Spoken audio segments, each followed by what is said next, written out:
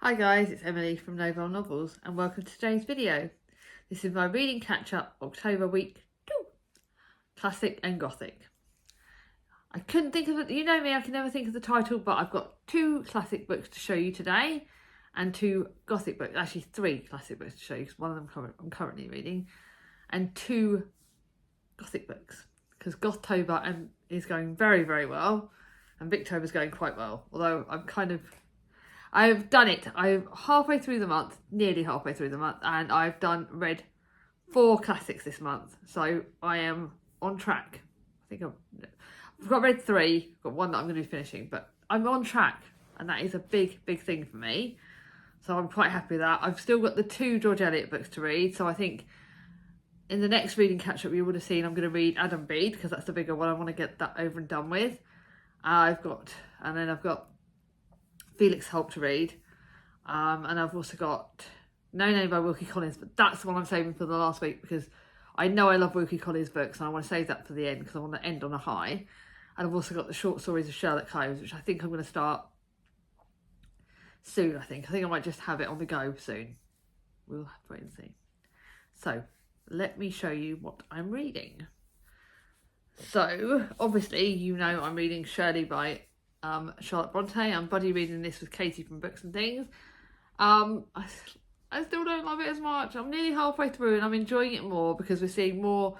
We're finally seeing Shirley, we're finally seeing Caroline, and it is okay. I just don't love it like I love Jane Eyre. And when you compare it to one of the other classics that I finished this month, I don't love it as much. I feel really guilty. But yeah, like Charlotte Bronte, like I love the Brontes. You know I do. Like the 2 Anne Bronte books are 2 of my favourite books ever. Wuthering Heights is my favourite book ever, and Jane Eyre is another one. But the rest of Charlotte Bronte books are just not like ones I gravitate to. I think I need to reread all of them. So, but yeah, I like this. I like this more than probably Villette or The Professor, but I love it, love it, love it. So yeah, we'll have to wait and see how we do on that.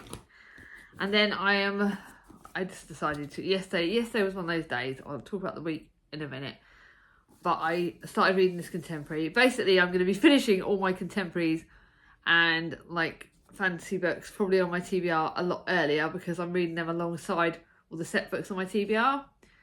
So this is Finding Mine by Lucy Score. I love her writing. It's second in the series and it focuses on Gloria and Aldo, and they are 2 characters that are in Pretend You're Mine, which is the fake data trope. It does tackle some hard-hitting issues that are connected to the first one. There is a lot of bits in this book that overlaps from Pretend You're Mine, which I'm loving seeing because it just gives you that feel where you're going back to the book you really enjoyed. Pretend Your Mine was like 4.5 stars, and this probably will be as well.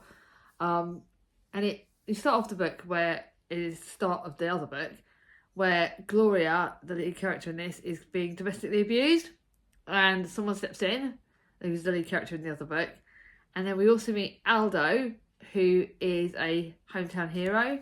Something happens to him midway through the book, which happens in the first book, so if you've read the first book, you can read this book, and it changes his life. And this is the saucy romance between them, and I bloody love it.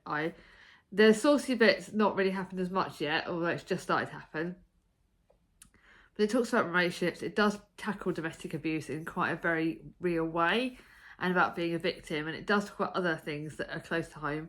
We have got some disability rep in this. I'm not going to tell you where because it is a big spoiler. But that is tackled really well as well. And I love their relationships. Yes, we have got the standard tropes about the slim girls and the sexy beefy men with muscles. But to be honest, it's just what I needed and I love it. It was just a romance that I'm really enjoying and I really am loving it. I will be starting Hamlet by Maggie O'Farrell today.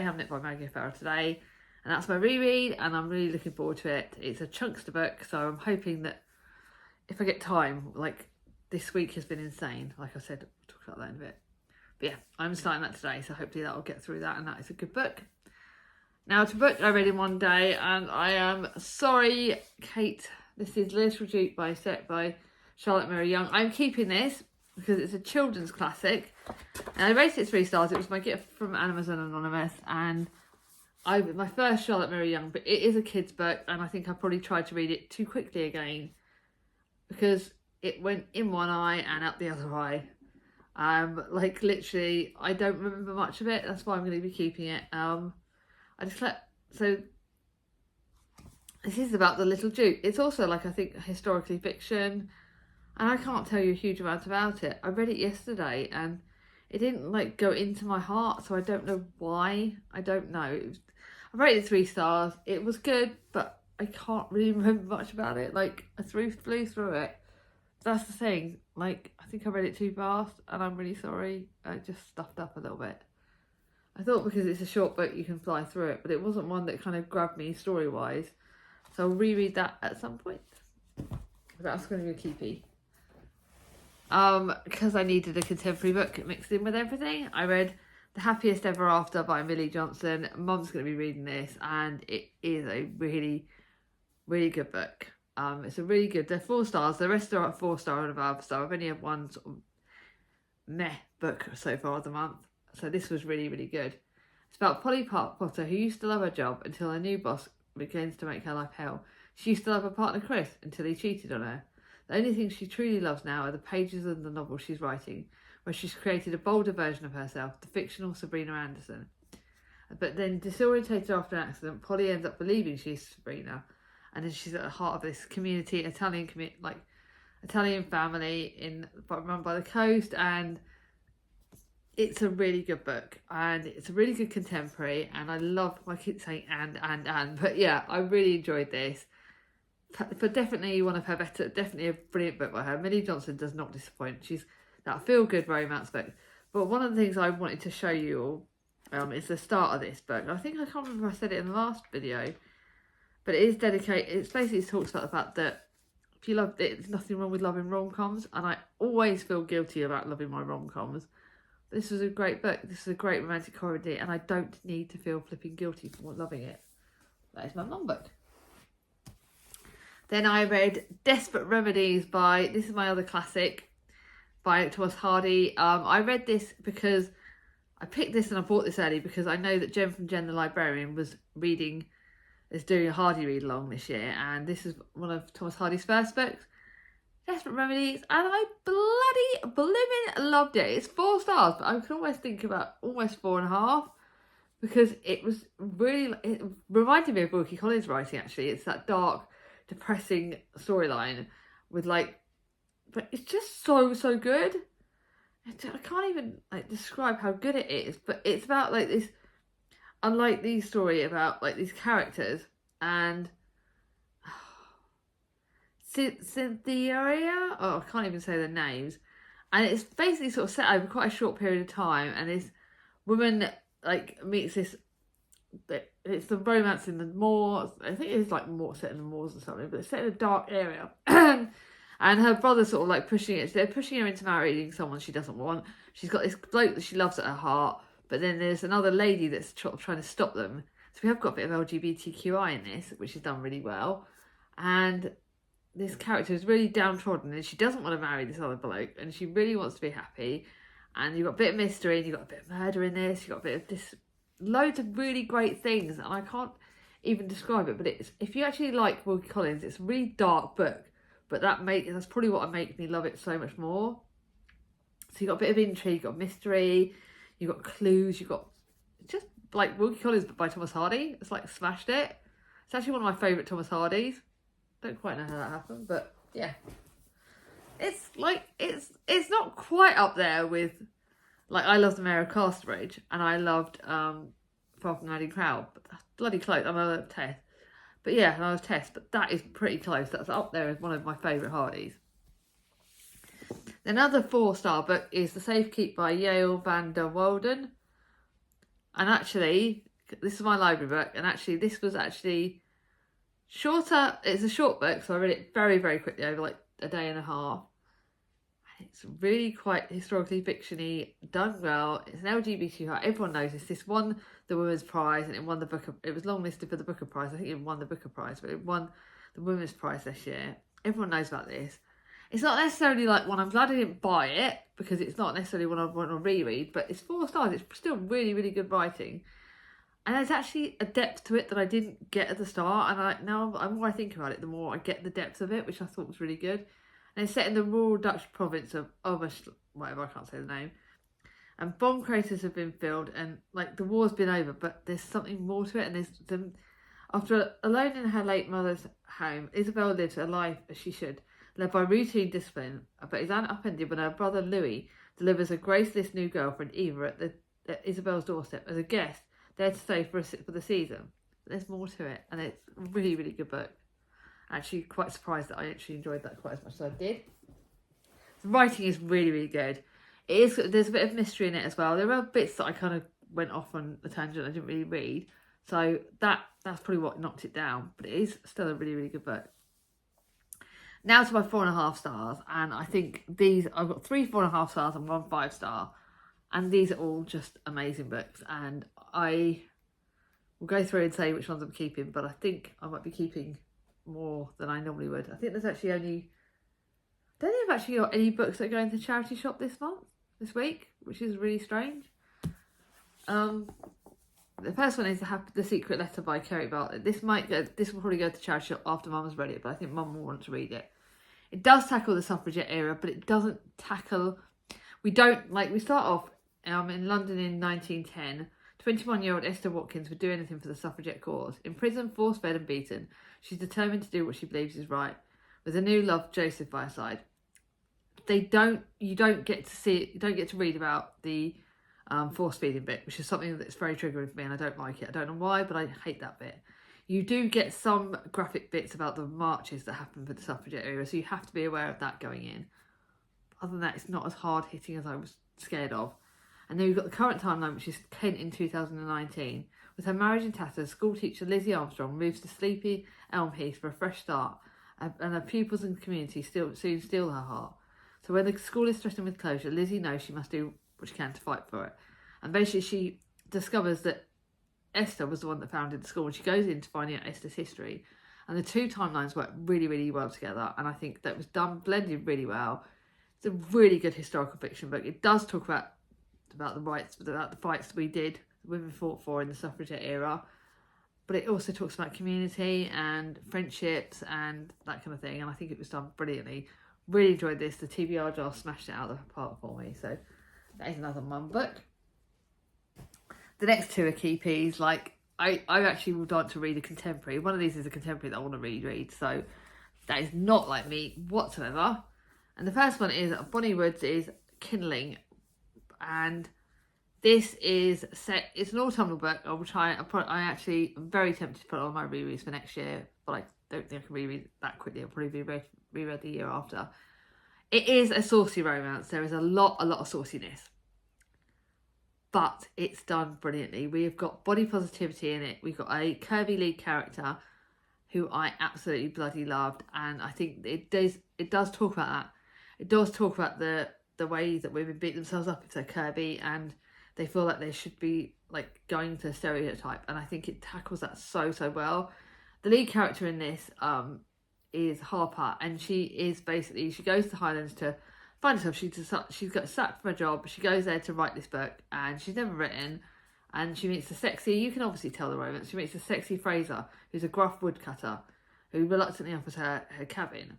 And he's got a lot more depth to him, in the fact that he's been through quite a lot. He protects his sisters, he protects everyone, but he doesn't necessarily look after himself.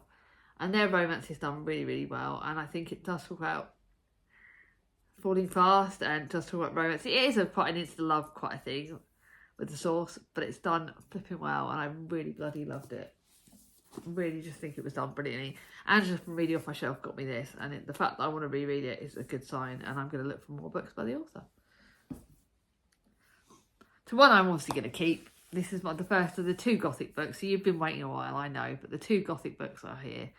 The first one is My Roommate is a Vampire by Jenna Levine. I've got book 2 in the series. I've got book 3 is at the works at the moment, and I will probably be buying it next month. Can't keep buying anymore. Seriously, this month my book buying's gone insane again. Shoot me, please. But this is one I actually found in the charity shop, and it started me off for it. It obviously, you got the vampire. You can tell the romance is going to happen, but there's a bit more excitement in it, and there's a little bit of sauce, but a little bit of saucy stuff, but it's done really, really well. Actually, I've decided I've changed my emoji. So Cassie Greenberg is looking for a place to live, and then she basically, Frederick J. Fitzwilliam, basically puts an advert in for a room to rent, and he sleeps all day and he's out all night, and you know where he is. And he also leaves Cassie's heart melting, but he leaves notes around the house where she falls for him big time, and you know there's going to be a romance, and you know it's saucy, and you know it's vampire to thingy, but there's some good twists in it, and I thought it was really, really good, fun Gothic book. Gottober is smashing it. It's not scary with the vampires. It's done brilliantly. There is a couple of exciting moments, but it's just amazing, and I absolutely loved it. I've got to find room to put everything back on the shelves now. This is not normally what happens. And then my favourite book of the week, and it's going on my favourites for the year so far. This is Rewitched by Lucy Jane Woods. And she's a booktuber apparently, and I absolutely bloody love this. I know some people didn't love it. Has been a bit of a mixed bargain on this, and I know that I'm going to be getting Uncharmed by her, whether it comes in the Waterstone. I know it's been sold at Waterstones at the moment, so whether it comes in the Waterstone sale on Boxing Day, if it doesn't, I'm still buying it on Boxing Day. Like, I'm going to get it straight away. And this is a witchy romance, but it's got mystery in it. I'm bloody reading it with Danny from Danny's Book World, and it's bloody good. And it's about Belladonna Blackthorn, who hasn't lost her magic spark, but she hasn't seen it in a while either. And right at the start of the book, she gets sort of told that she's got to earn her magic back almost, because she's at risk of losing it because she hasn't used it properly or something. And she gets given a mentor, and then she also has this protector guy, Rune, who sounds like the sexy kind of witchy kind of guy who, there's a romance is going to happen at some point. But that really isn't the core. The core bit is that she's getting taught about her magic, and it goes awry, and there is some twists and turns and some bits that I did not expect. I did not expect the baddie to be the baddie, and it's excitement, it's witchy, it's fantasy, it's gothic, but it's like a cozy kind of fantasy. It's still very cozy, and it talks about books as well, because she works in this bookshop, and I love that element to go with it. And it was just bloody good. If you love witchy romances, if you love cozy books, if you love fantasy, it is just everything and more that I wanted. Yeah, so that's just all my favourites of the year. This video is going to be longer than normal. As to what's been happening this week, I have been snuggling up a bit more. I did take Saturday as a rest day, which I was bloody glad about. Chris took me to Morrison's, and other than that, I really just rested. I think it was quite a cold day that day, so I had blankets around me. I had my candles on. I've got some pictures to show you, because it was really windy that day. It was like Storm Amy was hitting here. So I literally just stayed in what's other than the Morrison's. Also had the hospital trip, which didn't go quite the way I wanted. On the plus side, I've been reprogrammed, so that's what I'm grateful for. I got reprogrammed because we found out that some of the nerve pathways down to my knee were blocked. We don't know how or why, but they've been blocked, so I had to get completely reprogrammed, which was very unpleasant, but it's worked. It's helped tackle my pain quite nicely, and I'm very, very grateful for that. Unfortunately, we have found out that one of the wires in my spine from 6 years ago has broken, so I'm down to one backup, which means if that breaks, I am back in a lot of pain. I've been referred to the spinal surgeon, and that would mean there's two options. Basically, it will be a case of at some point I'll probably need an operation, again, a spinal surgery. Whether they wait for the other one to break or whether they get in there first, we don't know yet. We've got to wait, and it's a bit of a waiting game. I've obviously got to be careful, no MRIs, nothing that's going to go electrical near me, so I'm going to have to be careful getting stuff near my spine, and I'm obviously falling over in the winter. So I've got to be careful. It has made me quite scared, so any of you Christians are out there, if you want to pray for me, please, I would really appreciate it. I found a bit more of an inner peace, but I'm still quite a scared bunny rabbit at the moment. So, but thank you to my friends who have been there over the last few days when I really need it, and my family. So yeah, on the positive side, I went book shopping with Charlie yesterday, because it's Charlie Brooks' birthday on the 13th. October. I'm shouting her out because she's my best friend and my little sister, and we went out to celebrate her birthday and to cheer me up. I bought her birthday presents, but I did decide that, and we had a lovely Costa. I'll show you there's going to be some pictures at the end of this video, But I did buy myself a hospital treat. I've been buying quite a few books, but I bought a hospital treat. And I bought Impractical Magic by Emily Grimmore. Emily's the title author. This book is witchy and its sisters. All that I need. And it was my treat. It was actually... Technically, it's my treat. Technically, yeah, this was my treat to myself because I bought it out of my money. But Chris is going to be buying my... Actually, this isn't my treat from the hospital. Today I'm buying my treat from the hospital. And that's Chris actually buying my treat from the hospital. He's buying me a couple of books because it's just the way we work it. But this is my treat that I bought myself for it. And this is about when Scarlett Melrose receives a call from her estranged sisters, she immediately knows something's wrong. The magic in their mother's inn, in fact in the whole of Oakhaven, has gone awry and they need help to save it. Talk more about this in the book haul. But again, witchy book with sisters. That was my treat to myself. I needed it. So, obviously, if you've got to the end of this video, I've kind of got a random emojis. So if you got to this video, because I've read a lot of saucy romances, if you can find a sauce emoji, that would be great. If not, do me a witch's hat emoji, do me a witch emoji. What are you reading at the moment? What have you been up to? I love talking to you all in the comments down below, and I'll speak to you all soon. If you like this video, give it a thumbs up. If you're new to my channel, subscribe, ring on my ding-a-ling, and I'll see you all soon. Bye-bye.